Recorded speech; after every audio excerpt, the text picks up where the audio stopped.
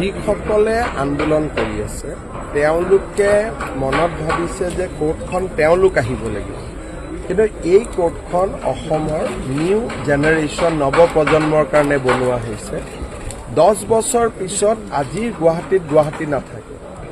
নাৰেংগী Kurua bridge, Guwahati উত্তৰ গুৱাহাটীৰ bridge, Palasbari Sualkuchi bridge, এই গোটেইবোৰ হোৱাৰ লগে লগে গুৱাহাটীখন স্বাভাৱিকভাৱে ইয়াৰ গতি পৰিৱৰ্তন হ'ব। আৰু ইতিমধ্যে আমি দেখাও পাইছোঁ ইয়াত IIT হৈছে, মানুহ খুব আনন্দিত, ইয়াৰ পৰা যাব নোখোজে। ইয়াতে ল ইউনিভাৰ্চিটি হৈছে, ইয়াতে বিভিন্ন অনুষ্ঠান হৈছে, আৰু যোনে ইয়াত আহিছে তেওঁলোক সন্তুষ্ট, কাৰণ গুৱাহাটী ট্ৰেফিক আদি জামৰ পৰাও তেওঁলোক বহু পৰিমাণে মুক্ত।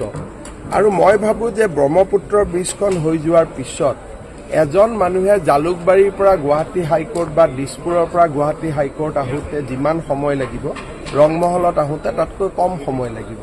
গতিকে মই ভাবোঁ 4-5 বছৰত যেতিয়ালৈকে গোটেই বিল্ডিংটো সাজু হৈ উঠিব, যিসকলে আজি বিৰোধিতাও কৰিছে তেওঁলোকেও ইয়াক সমৰ্থন কৰিব।